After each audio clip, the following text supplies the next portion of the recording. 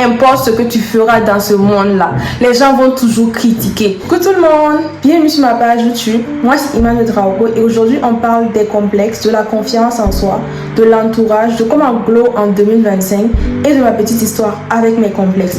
Du coup, n'hésite pas à rester jusqu'à la fin, activer la cloche de notification et t'abonner si cela n'est pas encore fait.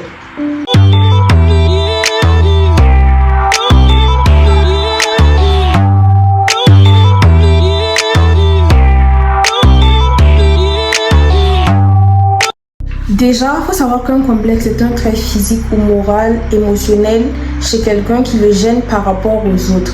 Tu peux être complexé par ta forme, par ta taille, par ton acné, par beaucoup de choses. Alors moi, je vous raconte ma petite histoire avec mes complexes. Il y a 5 ans, 6 ans en arrière, j'étais une personne très complexée par rapport à ma forme.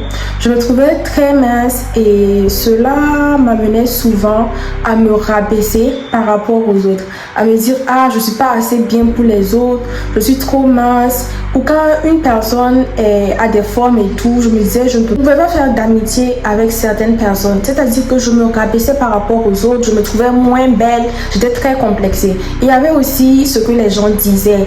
Par exemple, une fois je suis allée à une fête de famille et tout, de grande famille, et ma cousine qui s'est permise de me demander devant les gens si moi je ne mangeais pas à la maison parce que j'étais très mince en fait. Les autres avaient tendance à faire des remarques très déplacées sur ma personne qui me faisaient complexer encore plus. On me disait, ah, tu gaspilles la nourriture, tu manges, pourtant tu grossis pas et tout.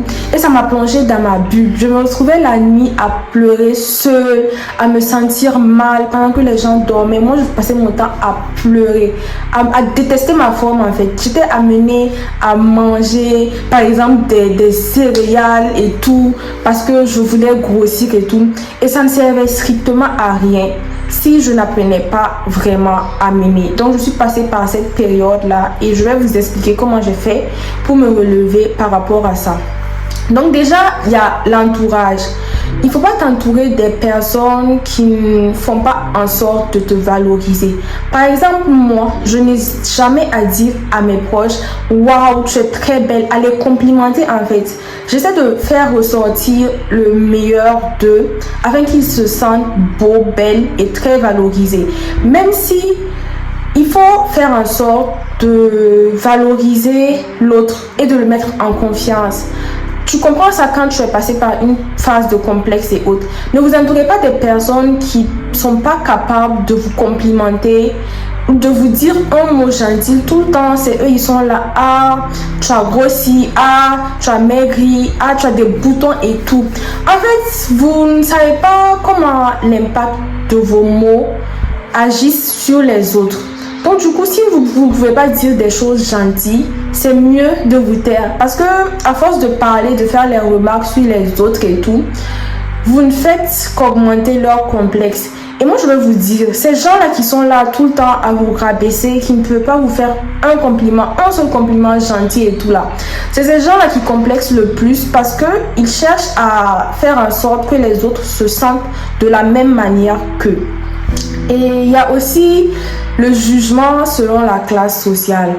Il y a des gens, lorsque par exemple son ami ou une personne n'est pas dans la même classe sociale qu'elle ou lui, il le fait complexer. C'est-à-dire par exemple dans cette génération-là, un exemple banal, quand tu ne tiens pas de iPhone, quand tu ne portes pas telle perruque, quand tu ne fais pas ci, quand tu ne pars pas dans ce coin-là, dans tel coin et tout, les gens te mettent automatiquement dans une classe et autre. Genre, je ne peux pas traîner avec toi parce que tu ne fais pas ça. Ou genre les personnes qui essaient de se battre, qui font du commerce afin d'en sortir et tout. Les gens se disent automatiquement, c'est parce qu'ils n'ont pas qu'ils font ça et tout. En fait, il faut savoir respecter les gens sans savoir ce qu'ils font dans la vie. Apprenez ça, sinon la vie va vous enseigner. En fait, moi je dis, ça dépend beaucoup de l'éducation parce qu'une personne qui a reçu de bonnes valeurs morales ne peut pas être capable de dire à son ami qui ne traîne pas avec lui juste parce qu'il ne vient pas d'une telle classe sociale. Ou vous ne savez pas qui sont les gens en fait. Donc, évitez beaucoup et vous frustrez ces personnes-là en disant « Ah, toi, tu n'as pas ce téléphone-là. Ah, toi, tu vends ça. » Ou bien, genre, quand vous vous adressez aux commerçants et tout, vous avez tendance à les rabaisser, leur parler comme vous voulez, comme si c'était vos petits frères, en fait. Vous ne savez pas qui sont les gens. Donc, évitez beaucoup. Et ensuite, on va parler de la confiance en soi. Vraiment, comment développer une vraie confiance en soi. Ce n'est pas juste du jour au lendemain que tu pourras développer ta confiance en soi. Ça se fait step by step. Et aussi, il faut apprendre à t'aimer toi-même avant de laisser les autres t'aimer. C'est-à-dire que tu ne peux pas vouloir que les autres t'aiment si toi-même tu ne t'aimes pas.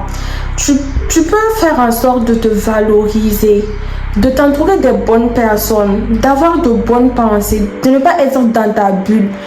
Vous ne savez pas que souvent, les complexes que vous avez là, chez les autres, c'est ce qui les fait vous envier. C'est-à-dire, tu peux être là, tu penses que tu es trop comme ça, ta façon de penser est comme ci, est comme ça. Tu te trouves des complexes.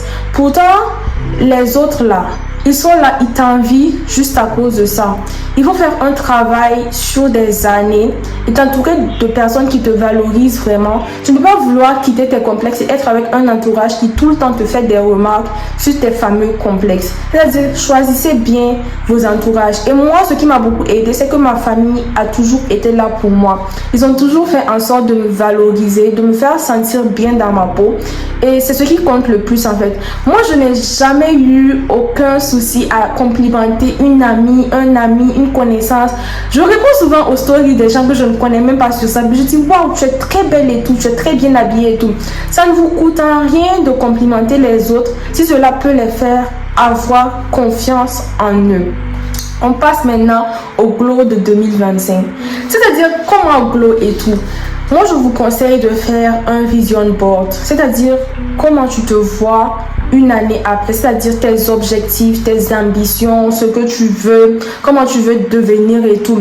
Et tu te donnes tous les jours sans relâche pour atteindre ces objectifs-là. Moi, en 2024, j'ai fait un vision board et j'ai fait le recap en 2025 sur Instagram. Je n'avais pas encore YouTube en ce moment. Donc, quand, Inch'Allah, à la fin de l'année, je vais également faire mon recap de mon vision board de 2025 sur YouTube, ce que j'ai pu réaliser, ce que je n'ai pas pu réaliser et ce que je suis en cours de réaliser. Mets tes objectifs. Je veux glow, je veux arrêter de complexer, je veux faire du sport, je veux manger sain, je veux voyager.